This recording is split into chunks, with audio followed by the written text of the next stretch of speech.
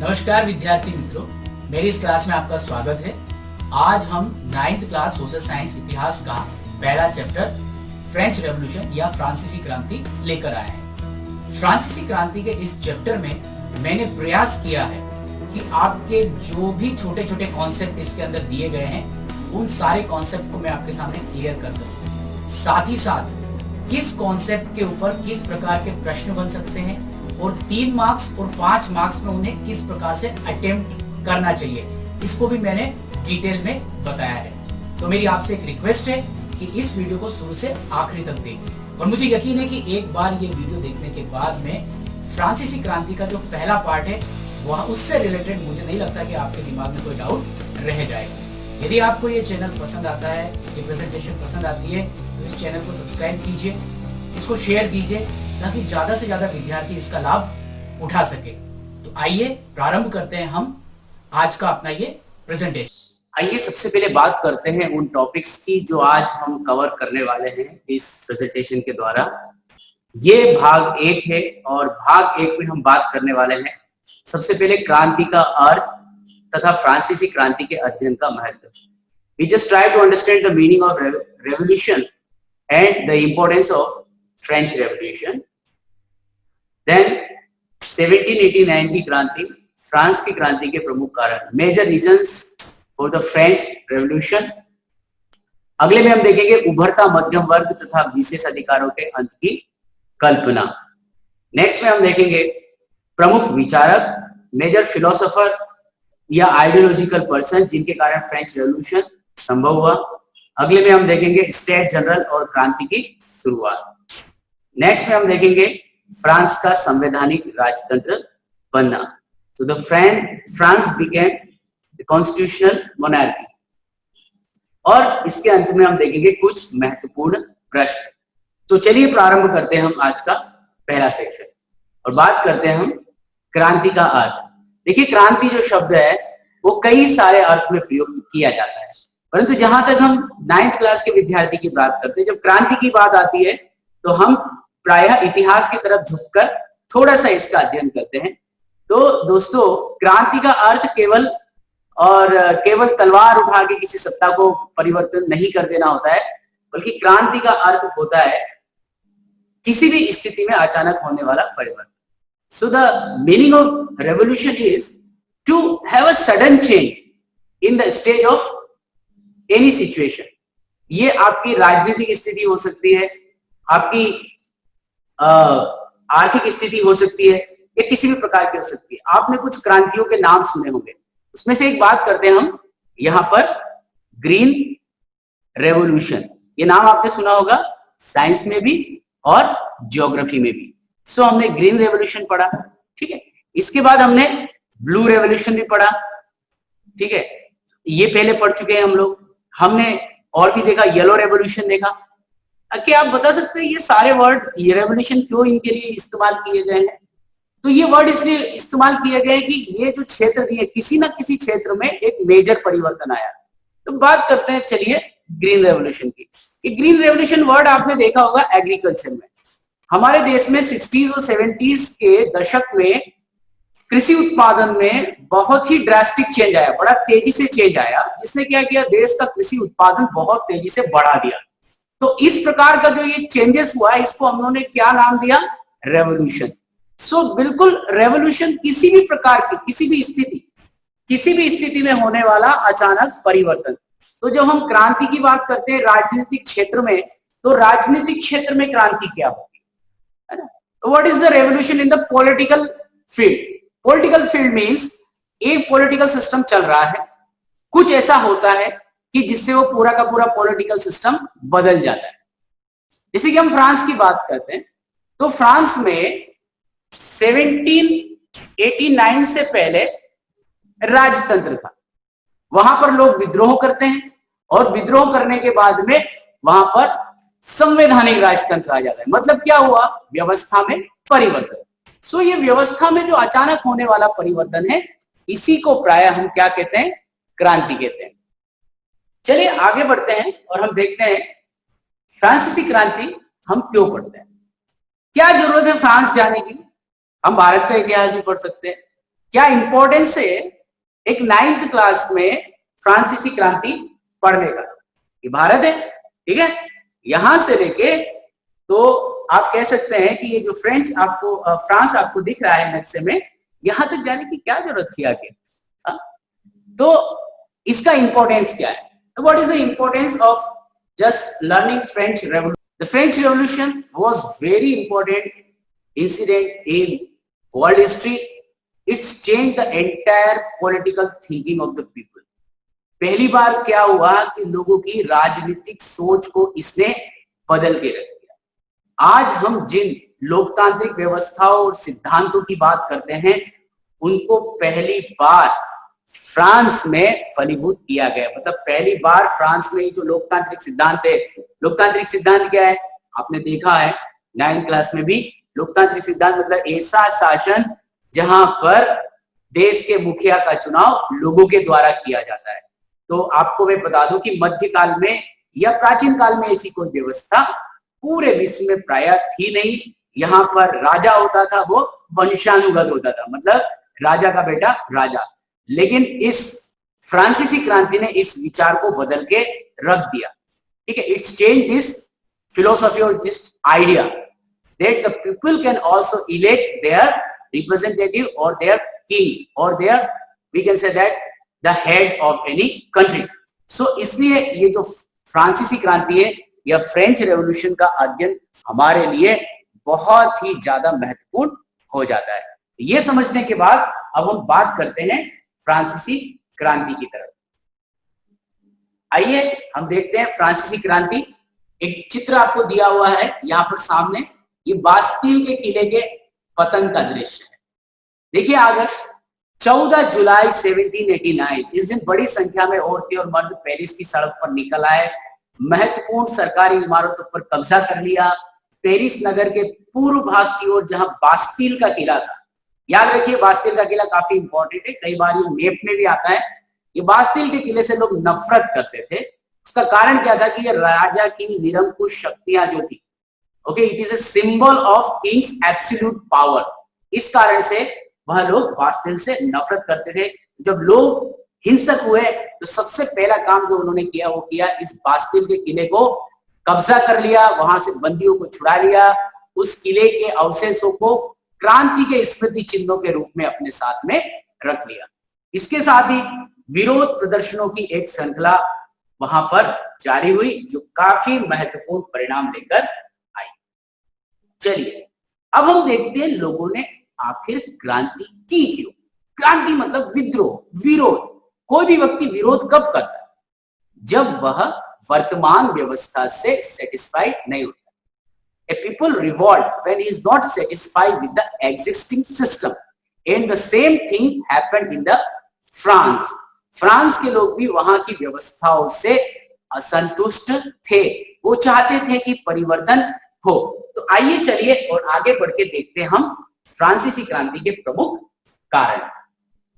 फ्रांसीसी क्रांति के प्रमुख कारणों को हमने कुछ भागों में बांट दिया है, जैसे कि राजनीतिक कारण या पॉलिटिकल रीजन, आर्थिक कारण या इकोनॉमिक रीजन, सामाजिक कारण या हम कह सकते हैं सोशल रीजन, धार्मिक रिलीजियस, एंड तात्कालिक. तात्कालिक मतलब इमीडिएट. देखिए यहां पर यदि आप देखेंगे सिंपल शब्दों में, तो ये जितने भी कारण थे इन सारे कारणों ने भूमिका बनाने में मदद की. भूमिका मतलब आप इसको आप समझ सकते हैं एक बॉम्ब है.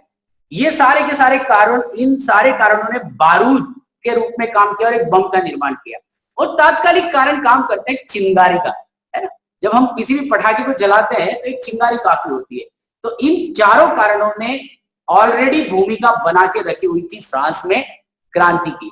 और जब ये तात्कालिक कारण जो थे, इन तात्कालिक कारणों ने क्या किया, इस क्रांति को या उनके कह सकते हैं कि जो विरोध की आग थी, जो गुस्सा था, उसको भड़का दिया था. चलिए आगे बढ़ते हैं और एक एक करके चर्चा करते हैं इन कारणों के ऊपर. सबसे पहले हम देखेंगे राजनीतिक कारण. देखिए यहाँ पर राजनीतिक कारण का मतलब होता है कि वहां की राजनीतिक व्यवस्था से लोगों को क्या असंतुष्टि थी. Why the people are dissatisfied with their political system of the France. Okay, so ये लुई 16 का चित्र है आपके सामने, जो कि वहां के उस समय राजा थे। क्रांति के समय लुई 16 फ्रांस का राजा था। कम उम्र और अनुभवहीन होने के कारण प्राय पूरे फ्रांस के शासन में उसकी पकड़ काफी कमजोर हो गई। Means he was not mature enough to rule the France. First thing. Second thing, इसके कारण क्या हुआ कि फ्रांस में जो उपराजा या सामंत लोग थे वो सब स्वेच्छाचारी हो गए। स्वेच्छाचारी का मतलब है कि वो सब अपने अपने हिसाब से अपने अपने क्षेत्रों में शासन चलाते थे। ठीक है, लोगों का शोषण करते थे, उनसे तरह तरह के कर लेते थे। तो इस प्रकार से जनता पूरी तरीके से इन लोगों के कारण ऊब गई थी। अब आगे देखते हैं हम आर्थिक कारण। ये काफी महत्वपूर्ण है फ्रांसीसी क्रांति का। लुई 16 जब गद्दी पर बैठा तब खजाना खाली हो गया था। ऑलमोस्ट उसको कोई खजाने में कोई ज्यादा पैसा नहीं था। इसी बीच उन्होंने एक और क्या गलती की, जब अमेरिका के अंदर गृह युद्ध चल रहा था, मतलब अमेरिकी जो राज्य थे उनके बीच और इंग्लैंड के बीच, तब अमेरिकी राज्यों का साथ दिया फ्रांस ने। फलस्वरूप पहले से ही कर्ज में डूबे हुए फ्रांस के ऊपर और ज्यादा कर्ज चढ़ गए। देखिए 10 अरब लिव्र, ये जो लिव्र है ये उस समय की फ्रांसीसी मुद्रा है, उतना कर्ज उस पर चढ़ गया। एक और यहाँ पर हास्यास्पद बात यह है कि राजा कमाई के अनुसार खर्च ना करके खर्च के अनुसार कमाई करता। मतलब कि राजा ये नहीं देखता था कि भाई कितना मेरे राजकोष में पैसा है उस हिसाब से हम खर्च करूं। पहले वो खर्च कर लेता था लोगों से उधार लेके, और फिर उसकी रिकवरी के लिए वो लोगों पर टैक्स लगाता था या कहीं कहीं से सामंतों के ऊपर दबाव डाल के उनसे पैसा लेता था। बजट का ज्यादातर हिस्सा, ये देखिए जो भी राज्य का बजट था उसका ज्यादातर हिस्सा केवल कर्ज अदायगी में। अब आप सोचिए कि आपकी इनकम का ज्यादातर हिस्सा केवल और केवल ब्याज देने में, ब्याज मतलब इंटरेस्ट में पे हो जाए तो क्या आप कोई काम कर सकते हैं? इन सारी परिस्थिति के बीच भी राजा पेरिस के बाजू में उसने एक शहर बसाया जिसे कहते थे वर्साय। उस वर्साय के राजमहल में बिल्कुल हम कह सकते हैं कि लग्जोरियस लाइफ जीता था। उसे कोई मतलब नहीं था कि मेरा खजाना खाली है या मेरी आर्थिक स्थिति अच्छी नहीं है। तो जब लोगों के ऊपर इस प्रकार की स्थिति हुई तो उन्होंने इसका विरोध करना चालू कर दिया था। चलिए आगे और इसके अन्य कारण देखते हैं हम। अगला कारण है सामाजिक कारण। देखिए सामाजिक कारण भी महत्वपूर्ण भूमिका निभाता है। सामाजिक कारण को समझने के पहले हम थोड़ा सा देखेंगे 18वीं शताब्दी के फ्रांसीसी समाज को। Just see the 18th century French society. So 18th century French society जो थी वो सबसे पहली बात की वो इनइक्वालिटी के ऊपर थी। मतलब समाज में सभी को समान अधिकार नहीं प्राप्त थे। इन लोगों को 3 भागों में बांट के रखा हुआ था समाज के लोगों को। ये जो पहला भाग था इसे कहते थे फर्स्ट स्टेट। ये जो स्टेट दिख रहा है इन्हें कहते थे स्टेट। पहला स्टेट, दूसरा स्टेट और तीसरा स्टेट। पहले स्टेट में आते थे क्लर्जी, क्लर्जी मतलब पादरी लोग, है ना। दूसरे स्टेट में आते थे नोबेलिटी, नोबेलिटी का मतलब जो उच्च कुल में पैदा हुए थे, जो सामंत थे, जमींदार थे, उपराजा थे, उनको सबको नोबेलिटी कहा जाता था। जब हम बात करते हैं तृतीय स्टेट की, तो तृतीय स्टेट में बड़े businessman, merchant, court officials, lawyer, ये सारे के सारे होते हैं। इसके अंदर भी हम कह सकते हैं कि यहाँ पर 3 स्टेज दिख रहे हैं, पहला, दूसरा, तीसरा। हम कह सकते हैं कि ये ज्यादा अच्छी स्थिति में थे, ये मध्यम स्थिति में थे और ये सबसे खराब स्थिति में। अब प्रॉब्लम कहां हुई देखिए, एक पिरामिड्स की मदद से हम देखने का प्रयास करते हैं। ये लोग और ये लोग, मतलब ये फर्स्ट स्टेट, ये सेकंड स्टेट और ये थर्ड स्टेट। पूरी पॉपुलेशन में इनकी जो पॉपुलेशन थी वो थी केवल 10% और ये लोग थे कुल 90%। अब आप सोचिए इन 10% लोगों के पास में कुल प्रॉपर्टी का 40% था, ठीक है, और इन लोगों के पास में 60% था। अब बात यहीं पर खत्म नहीं हो रही है। ये जो 10% लोग थे ये राज्य को किसी प्रकार का कोई भी कर नहीं देते थे। सारे कर का बोझ किनके ऊपर था? इन 90% लोगों के ऊपर। ना केवल कर देना बल्कि राज्य की कोई भी आकस्मिक सेवा हो, कुछ भी हो, तो ये सारा का सारा कार्य, ये सारा का सारा जो आर्थिक बोझ था ये पूरा का पूरा सामान्य वर्ग के ऊपर आ जाता था। तो इस कारण सामान्य वर्ग असंतुष्ट था इस विभेदकारी संरचना या इन विशेषाधिकारों के कारण ये जो है इनको विशेष अधिकार प्राप्त थे, मतलब कि राज्य की सेवा, कर वगैरह सबसे इनको काफी छूट मिली हुई। चलिए आगे बढ़ते हैं और देखते हैं कारण। हम देखते हैं धार्मिक कारण। तो आप देखते हैं कि इस समय, जिस समय के यूरोप की बात करते हैं, उस समय चर्च का प्रभाव बहुत ज्यादा था। चर्च भी जो थे वो सामान्य चर्च की तरह नहीं, बल्कि सामंतों, राजे रजवाड़ों की तरह रहते थे। आप इस चित्र के अंदर देख सकते हैं कि किस प्रकार से एक, जैसे कि किसी राजमहल के अंदर कोई प्रोग्राम हो रहा है, इस प्रकार का आप पूरा का पूरा फंक्शंस देख सकते हैं यहाँ पर। ठीक है, सो आगे बढ़ के देखते हैं कि इन्होंने ना केवल उनके धार्मिक जीवन को नियंत्रित करके रखा था, बल्कि उनकी आर्थिक शोषण भी करते थे। ताइद नामक इन्होंने एक कर लगाया था, जिसमें किसानों को अपनी उपज का 10वां हिस्सा इन लोगों को टैक्स के रूप में देना पड़ता। इसी के साथ साथ ये सारी समस्या जो थी, उसके बाद भी जो किसान या आम आदमी थे, उनको अपने स्वामी की सेवा करनी पड़ती थी, मुफ्त में उनके खेतों में काम करना पड़ता था, मुफ्त में सैन्य सेवाएं देनी पड़ती थी, सड़कों का निर्माण में सहयोग देना पड़ता था, और ये सारे कार्य करने पड़ते थे मुफ्त में। Means they have to give their services without any money. Means उनकी सेवा भी करना है, उनकी सैन्य सेवाएं भी देना है, सड़कों का निर्माण भी करना है। तो इस प्रकार एक तो जबरदस्त कर्ज के बोझ के नीचे लोग दबे हुए हैं, ऊपर से उनको राज्य की सारी सेवाएं भी करना है। तो इस कारण से जो किसान थे या जो आम आदमी थे, वो बहुत ज्यादा परेशान थे। इस टाइल के अलावा एक और कर था जिसे हम कहते हैं टाइल। ये टाइल जो था वो भी एक प्रमुख कर था, प्रत्यक्ष कर था, जो अलग अलग वस्तुओं के ऊपर सरकार डायरेक्टली लगा दिया करती थी। तो एग्जाम में कई बार पूछा जा सकता है कि टाइल और टाइल में क्या अंतर है, या इनके बारे में 1 मार्क्स में भी पूछा जा सकता है। याद रखिए, टाइल धार्मिक कर था और टाइल जो था वो एक प्रकार का प्रत्यक्ष कर था। आइए और हम बात करते हैं अगले वाले कारण के ऊपर। अगला वाला जो इसका कारण है वो है तात्कालिक कारण। तात्कालिक कारण का मतलब होता है क्या हुआ अचानक से, जिसके कारण लोग वहां पर क्रांति करने के लिए मजबूर हो गए। यहां पर आपको एक चित्र दिख रहा है, चित्र से समझने का प्रयास कीजिए। यहाँ पर ये जो है भाई साहब बैठे हुए हैं, ये है वहां के सामंत या उच्च कुल के व्यक्ति, कुलीन व्यक्ति, और ये है आम आदमी। इस चित्रकार ने इनकी कल्पना मकड़े के रूप में और इनकी कल्पना मक्खी के रूप में की, कि किस प्रकार इनके जाल में ये व्यक्ति फंस चुका है। सारे टैक्स आप देख रहे हैं, टैक्स तो देने ही देना है, साथ में ये देखिए फल, पैसे, अनाज, ये सारी की सारी चीजें भी इनको देनी पड़ी। तो कुल मिला के हम कह सकते हैं कि जनता को खुद भूखे रहकर इन सामंतों और इन लोगों को पेट भरना पड़ता था। इन्हीं परिस्थितियों में क्या हुआ कि वहां पर फसल खराब हो गई, खाद्य पदार्थों की मांग बढ़ी तो फलस्वरूप भाव भी बढ़े। जब जनता पेरिस की सड़कों पर प्रदर्शन किए इसके खिलाफ, तो एक अफवाह फैल गई कि भाई राजा जो है वो करीब करीब सेना को उतारने वाला है और शूट एंड साइड का ऑर्डर करने वाला है, लोगों को मारने वाला है। फलस्वरूप भीड़ क्या हुई, हिंसक हो गई, और उन्होंने जहां से जो हथियार मिले वो लेना प्रारंभ किए, और हथियार लेने के बाद में उन्होंने 14 जुलाई जो हमने शुरुआत में बात की थी, उस क्रांति की शुरुआत कर दी। आइए एक और चीज देखते हैं हम, जीविका संकट। इसी समय क्या हुआ था कि फ्रांस में ये व्यवस्था अचानक से नहीं हो गई थी, फ्रांस में ये व्यवस्था डेवलप हो रही।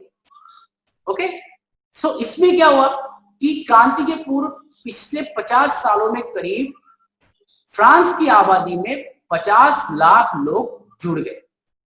अनाज की कमी हो गई, भाव तेजी से बढ़ने लगे, लोगों को खाने के लिए अनाज नहीं था। दूसरी तरफ क्या हुआ कि जो शहरों में लोग रहते थे, उनकी भी मजदूरी काफी कम थी कि वो अपने परिवार का पेट भर सके। तो इस प्रकार की परिस्थिति में क्या होता था कि जब भी फ्रांस में फसलें खराब होती थी, तब रोजी रोटी का एक संकट वहां पर उत्पन्न हो जाता था, और इसी को कहा जाता है जीविका संकट। ओके, चलिए आगे बढ़ते हैं और देखते हैं उभरते मध्यम वर्ग में अधिकारों के अंत की कल्पना की।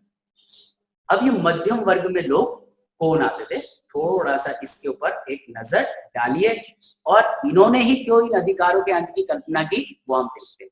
यहां पर वापस से हम इस पिरामिड को देखते हैं। ये थे टॉप 2 क्लास, क्लर्जी और ये थे सामंत लोग या नोबिलिटी। अब ये जो आम वर्ग का पूरा सेक्शन था, इसमें से कुछ लोग ऐसे थे जो अभी हमने थोड़ी देर पहले पढ़ा था। ये लोग ऐसे थे जिनमें व्यवसायी लोग थे, व्यापारी लोग थे, वकील थे, विचारक थे, अध्यापक थे। कुल मिलाकर हम कह सकते हैं कि ये पैसे वाले लोग थे। इस पूरे के पूरे तृतीय स्टेट की ये क्या थी? क्रीम थी। ठीक है, अब इन लोगों के पास में क्या था? पैसा था, खूब पैसा कमा लिया, लेकिन अधिकार क्या इनके पास में पावर्स थे? अधिकार नहीं थे, इनके पास में अधिकार नहीं थे। अब पैसा है, लेकिन यदि उस पैसे को सुरक्षित रखने के आपके पास अधिकार नहीं है या शक्ति नहीं है, तो आप क्या चाहेंगे? आप चाहेंगे कि वो शक्ति क्या हो? आपके हाथ में आ जाए। अब वो शक्ति कैसे आपके हाथ में आ सकती थी? वो शक्ति तभी आपके हाथ में आ सकती थी जब पॉलिटिकल पावर आपके पास में हो। लेकिन पॉलिटिकल पावर तो किसके पास में थी? राजा के पास में। तो वो दो ही चीज चाहते होंगे, एक तो कि उनका पैसा सुरक्षित हो जाए, दूसरा कि राज्य के बारे में निर्णय लेने के जो क्षमता है या जो भी निर्णय लेने की जो पावर्स है उनके हाथ में आ जाए। तो ये मध्यम वर्ग के लोग थे जिन्होंने इस चीज को आगे बढ़ाया। व्यापारी, निर्माता, वकील वगैरह इनके बारे में हम देख सकते हैं। इन्होंने अधिकारों के अंत की कल्पना, क्योंकि ये भी हम देख सकते हैं, क्योंकि ये चाहते थे राजनीतिक शक्ति प्राप्त हो, दूसरा अपनी संपत्ति का अधिकार इनको प्राप्त हो जाए। फ्रांसीसी क्रांति को, इनके विचारों को भड़काने में कुछ विचारकों ने महत्वपूर्ण भूमिका निभाई। देखिए, विचारक कौन होता है? विचारक वो व्यक्ति होता है जो समाज को एक विचार देता है कि ये सही है, ये गलत। जैसे कि गांधी जी का एग्जाम्पल लेते हैं। गांधी जी एक विचारक थे। उन्होंने विचार दिया कि भाई सत्य और अहिंसा के आधार पर आप बड़ी से बड़ी हिंसक शक्ति को भी घुटने टिका सकते। उन्होंने वो पूरा, तो कोई भी एक विचार, उसको हम बोलते हैं विचारक। तो फ्रांसीसी क्रांति में हम कह सकते हैं कि इन विचारकों के बिना फ्रांसीसी क्रांति अधूरी थी। जब तक आपके दिमाग में कोई ये नहीं डालते कि तुम्हारे साथ अत्याचार हो रहा है, तुम्हारे साथ अन्याय हो रहा है, तुमको इस परिस्थिति से लड़ना चाहिए, उठना चाहिए, तब भी कोई व्यक्ति इस चीज को दिमाग में डालता नहीं है। तो इन विचारकों के बारे में हम एक एक करके देखते हैं कि इन्होंने क्या बताया और किस चीज के ऊपर इन्होंने बताया। अब हम बात करते हैं एक मुख्य विचारक जॉन लॉक की। ये इंग्लैंड से थे। इन्होंने एक बुक लिखी, टू ट्रिटाइटिस ऑफ गवर्नमेंट, और इन्होंने एक सिद्धांत दिया। इन्होंने कहा कि राजा देवी और निरंकुश अधिकारों के सिद्धांत का खंडन कर इन्होंने कहा कि भाई जो राजा होता है उसे कोई देवता से कोई अधिकार प्राप्त नहीं होते और ना ही उसे कोई निरंकुश अधिकार प्राप्त, उसके पास एब्सोल्यूट पावर नहीं है। The king does not have any absolute power, he is the servant of the it's people. लोगों का एक प्रकार से हम कह सकते हैं कि रखवाला है, उनकी देखभाल करने वाला। तो ये जो अभी तक मध्यकाल में क्या चल रहा था, सब व्यक्तियों के दिमाग में बैठा दिया गया था कि राजा की कोई बराबरी नहीं कर सकता है, क्योंकि राजा तो ईश्वर की संतान होता है। Okay, the king is the son of God, but actually में वो कोई, इन्होंने बताया कि वो गॉड का सनवन नहीं है, वो जो है वो केवल और केवल एक आम मनुष्य है। इनके विचारों को आगे बढ़ाया एक अगले विचारक ने, और जिनका नाम था जीन जाक्स रूसो। रूसो ने इस बात को आगे बढ़ाया और एक पुस्तक लिखी, सोशल कॉन्ट्रैक्ट या सामाजिक अनुबंधन। अब इसमें इन्होंने बहुत अच्छी बात बताई। इन्होंने ये बताया कि भाई राजा कैसे हुआ, ये राज्य कैसे बना।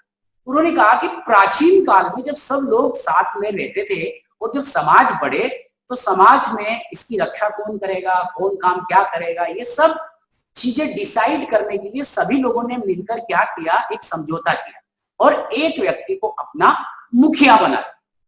ओके, इस समझौते के द्वारा, ये इस कॉन्ट्रैक्ट के द्वारा राजा का जन्म हुआ, मतलब इस प्रकार राजा बनने लगे। तो इन्होंने जॉन लॉक के विचार को आगे बढ़ाया कि भाई राजा जो है वो देवताओं का पुत्र नहीं होता है, राजा भी हमारी तरह आम आदमी है। वो राजा इसलिए है क्योंकि वह हमारी रक्षा करता है, ठीक है, यह राज्य के अंदर व्यवस्था बना के रखता है। तो इन्होंने इस बात को आगे बढ़ाया तो लोग सोचने पर मजबूर हुए। इसमें एक और जो प्रमुख विचारक थे उनका नाम था मॉन्टेक्यू। मॉन्टेस्क्यू जो थे वो एक इटालियन विचारक थे। उन्होंने एक पुस्तक लिखी, the spirit of laws. Spirit of laws में उन्होंने बहुत अच्छी बात कही। उन्होंने तो जो आज की आधुनिक पद्धति, उसका एक प्रकार से हम कह सकते हैं कि आधुनिक विचारों को जन्म दे दिया। उन्होंने कहा कि किसी एक व्यक्ति के हाथ में सारी सत्ता नहीं होनी चाहिए। मतलब सत्ता जो है राज्य की, वह कार्यपालिका, विधायिका और न्यायपालिका के बीच में विभाजित होना चाहिए।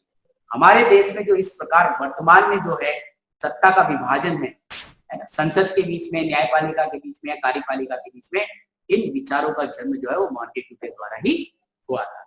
चलिए आगे बढ़ते हैं और देखते हैं क्रांति की शुरुआत कैसे।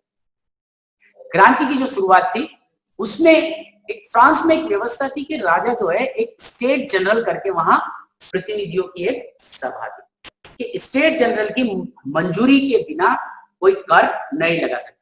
इससे पहले के राजा लगाते आए थे। इससे पहले की जो स्टेट जनरल की बैठक हुई थी वो करीब 175 साल पहले हुई थी फ्रांस में। लेकिन राजा ने देखा कि अब वो स्थिति नहीं है, तो क्यों ना टैक्स लगाने के लिए एक बार स्टेट जनरल की बैठक बुला लिया जाए। तो इस स्टेट जनरल के अंदर भी सेम तीनों स्टेट के लोग यहाँ पर होते थे। अब हम इस प्रकार से यदि स्टेट जनरल को देखा जाए तो इन तीनों वर्गों के इनके 300 प्रतिनिधि होते थे, इनके 300 प्रतिनिधि होते थे और इनके 600 प्रतिनिधि होते थे। लेकिन इसकी एक मुख्य बात यह थी कि इनको भी एक वोट देने का अधिकार था, इनको भी एक वोट और इनको भी एक वोट। स्टेट जनरल का मतलब आप समझ सकते हैं आज की संसद, ठीक है। तो मात्र ये सिर्फ बोलचाल की भाषा में ही रह गया था, बाकी इसका कोई महत्व नहीं था।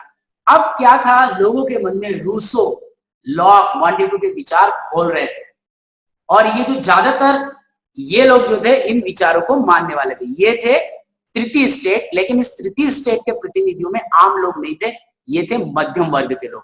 तो इन मध्यम वर्ग के लोगों ने एक मांग की कि क्यों ना हो एक व्यक्ति एक वोट, मतलब एक यदि यहाँ पर प्रतिनिधि है तो उसका एक वोट होना चाहिए, यहाँ पर है तो एक वोट। इस प्रकार से इनको लगा कि हम इनकी बराबरी कर सकते।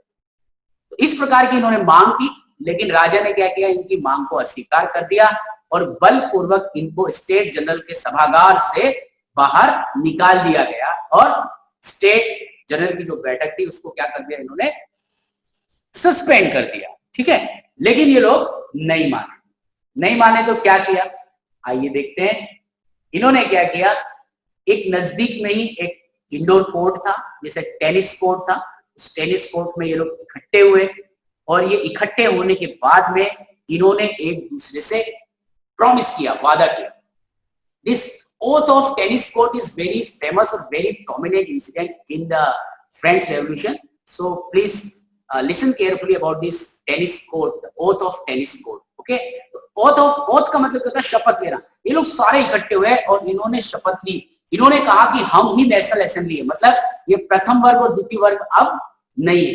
We are the real national assembly और हम ही अब क्या करेंगे कि जब तक देश को नया संविधान नहीं दे देंगे, राजा की शक्तियां जब तक कम नहीं कर देंगे और वर्तमान असेंबली जब तक भंग नहीं होती तब तक एक दूसरे का साथ नहीं देंगे, एक दूसरे का साथ नहीं छोड़ेंगे। और इन सब का नेतृत्व करने वाले जो दो लोग थे, अब आप इनके बारे में जानकर आपको आश्चर्य हुआ, ये जो दो लोग थे, एक थे मिराबियो और दूसरे थे एबेसिये। ये मिराबियो और एबेसिये जो दोनों थे, मिराबियो एक कुलीन व्यक्ति था और एबेसिये एक पादरी था। मतलब मध्यम वर्ग के विचारों का समर्थन करने वाले भी ये लोग जो थे वह थे, एक था पादरी और दूसरा था कुलीन। इवन एबेसिये ने तो एक बहुत ही प्रभावशाली प्रचार पुस्तिका भी लिखी जिसका नाम था तृतीय स्टेट क्या है। तो आप देख सकते हैं कि किस प्रकार राजनीतिक रूप से पूरा फ्रांस जो है वो आंदोलित हो गया था और लोग एक नए प्रकार की व्यवस्था की मांग कर रहे थे। ये तो हो गई राजनीतिक रूप से बात। जब इस प्रकार की पूरी व्यवस्थाएं वहां पर चल रही थी, उथल पुथल चल रही थी, तब फ्रांस के बाकी इलाकों में क्या हुआ, तो दूसरी ओर क्या हुआ, कड़ाके की ठंड पड़ी और फसल खराब हो गई। वापस वही जीविका का संकट लोगों के सामने आने लगा। पाव रोटी की कीमतें आसमान को छूने लगी। जब लोगों ने प्रदर्शन प्रारंभ हुआ, याद कीजिए वो प्रदर्शन 14 जुलाई का, ठीक है, प्रदर्शन प्रारंभ हुआ तो राजा ने इनको सेना की मदद से दबाने का प्रयास किया। ग्रामीण इलाकों में अब विद्रोह काफी फैल गया। इन किसान, ये जो किसान है, इन सामंतों को जो निरंकुशवादी प्रवृत्ति का प्रतीक मानते थे या शोषण का प्रतीक मानते थे, okay, this farmer consider this nobility as a symbol of corruption or symbol of we can say that the oppression. तो इस कारण से ये लोग काफी ज्यादा इनसे नफरत करते थे। इन्होंने इन ग्रामीण किलों के ऊपर जो है वो अटैक करना चालू कर दिया। फलस्वरूप इन जागीरदारों को या इन सामंतों को अपनी अपनी जमीन छोड़कर भागना पड़ा। और लुई 16 ने जब देखा कि पूरा फ्रांस आंदोलित हो रहा है तो इसने क्या कदम उठाया कि जो तृतीय स्टेट था उसी को नेशनल असेंबली की मान्यता दे दी और अपनी सत्ता पर संविधान का अंकुश मानने के लिए रेडी हो गया। तो जैसे ही नेशनल असेंबली बनी उन्होंने सबसे पहले कुछ प्रारंभिक सुधार किए। ये बहुत महत्वपूर्ण है कि 4 अगस्त 1789 को नेशनल असेंबली ने कई सारी मुख्य मुख्य घोषणाएं की। कौन कौन सी घोषणा है वो देखिए। सामंती व्यवस्था का अंत कर दिया। ओके, सामंती व्यवस्था का मतलब क्या था कि जो वहां पर जमींदारी टाइप की जो व्यवस्था थी उसका अंत कर दिया गया। पादरी वर्ग के विशेष अधिकारों को भी समाप्त कर दिया गया। साथ ही साथ में धार्मिक कर भी समाप्त कर दिए गए। चर्च के स्वामित्व की भूमि जब्त कर ली गई। यह इससे क्या हुआ कि उनको करीब करीब 20 अरब लीवर की संपत्ति सरकार के हाथ में आ गई। सोचिए कि जो फ्रांस पहले से कर्ज में डूबा हुआ था उसको 20 अरब लीवर की संपत्ति उसके हाथ में आना ये बहुत महत्वपूर्ण है। ओके, उसके साथ ही क्या किया, असेंबली द्वारा नए संविधान बनाने का कार्य भी पूरा कर दिया। इंग्लिश मीडियम के लिए ये जो सामंती व्यवस्था है इसे कहा जाता है फ्यूडल सिस्टम। इसे कहा जाता है feudal system. So they abolish the feudal system. Okay, पादरी वर्ग के विशेष अधिकार जो ये क्लर्जी लोगों के विशेष अधिकार थे, ओके, उसको भी समाप्त कर दिया। एक्स्ट्रा राइट्स जो इनके थे वो भी समाप्त कर दिए। दे एबोलिश द रिलीजियस टैक्सेस। हमने टाइल की बात की थी, इनको भी समाप्त कर दिया गया। They seize all the lands which are acquired by the church। उसको भी उन्होंने पूरा का पूरा सीज कर लिया और इससे उनको इतनी संपत्ति हाथ में लगी। ओके, 20 बिलियन लीवर उनके हाथ में लगे। साथ ही साथ they started the work for the framing of new constitution. So ये सारे के सारे प्रारंभिक कार्य थे जो नेशनल असेंबली ने किए थे। आगे बढ़िए और देखते हैं फ्रांस संवैधानिक राजतंत्र बन गया। इस संवैधानिक राजतंत्र और राजतंत्र में क्या अंतर है, थोड़ा सा यहां पर ध्यान दीजिएगा। संवैधानिक राजतंत्र और राजतंत्र का मतलब होता है मोनार्की और संवैधानिक राजतंत्र का मतलब होता है कॉन्स्टिट्यूशनल मोनार्की। मतलब राजा रहेगा लेकिन उसकी शक्तियां जो है वो संविधान के द्वारा नियंत्रित होगी। ओके, मतलब there must be a king but the king will rule according to the constitution. मतलब अब सर्वोच्च राजा ना होकर सर्वोच्च कौन हो गया, कॉन्स्टिट्यूशन। ठीक है, तो देखिए किस प्रकार की फ्रेम की गई।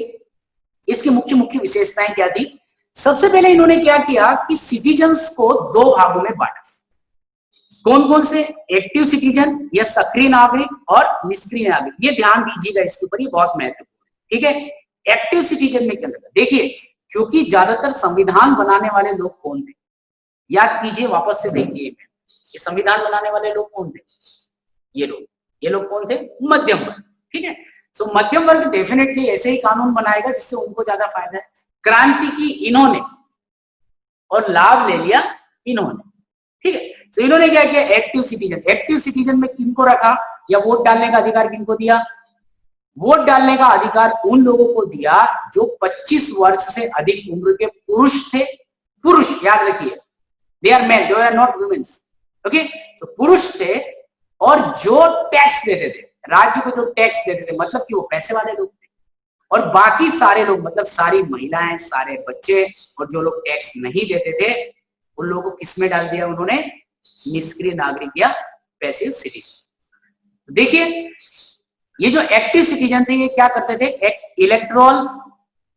इलेक्टोरल्स को या इलेक्टर्स को ये लोग जिससे बोलते हैं हम, एक निर्वाचन परिषद को ये नॉमिनेट करते थे, चुनते थे, जिनकी संख्या करीब थी 50,000 और ये 50,000 लोग मिलके चुनते थे इन 745। हम कह सकते हैं कि जैसे ये संसद के सदस्य, हमारे जैसे वोटिंग होती है ना, एक एक जनता वोट दे के आती, ऐसा नहीं था।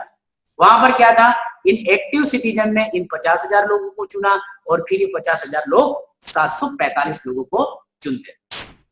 अब इन 745 लोगों में से कुछ लोगों को राजा अपना क्या बना लेता था, मिनिस्टर्स। और इस प्रकार राजा क्या करता था, संविधान के अनुसार इन मिनिस्टर्स की मदद से या इन मंत्रियों की मदद से शासन चलाता। अब हम बात करते हैं, यहां पर तो बात हो गई है विधायिका की, कार्यपालिका यहां जन्मजात थे राजा, और तीसरा था न्यायपालिका। मतलब यहां पर हम कह सकते हैं कि मोंटेक्यू और रूसो दोनों के विचार यहां पर, जिसे हम कह सकते हैं फलीभूत हो रहे हैं। मतलब सत्ता का 3 भागों में बंटवारा हो गया, विधायिका, कार्यपालिका और न्यायपालिका, ठीक है। और रूसो ने कहा था कि शासक का चुनाव जनता के द्वारा होना चाहिए, ठीक है।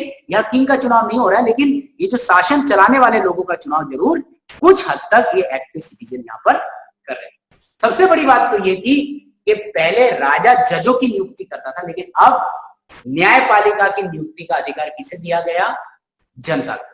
ये जो एक्टिव सिटीजन थे ये न्यायपालिका की नियुक्ति करते थे। तो इस प्रकार देखिए कि भारी फेरबदल हुआ इस संविधान के माध्यम से। चलिए आगे बढ़ते हैं और देखते हैं हम पुरुष एवं नागरिक अधिकारों का घोषणा पत्र। यहां पर ध्यान रखिएगा कौन सी बात की गई है, पुरुष एवं नागरिक। मतलब सबसे पहला जो उन्होंने काम किया वो ये किया कि लोगों को कुछ अधिकार दिए गए, ओके, कुछ फंडामेंटल राइट्स दिए गए।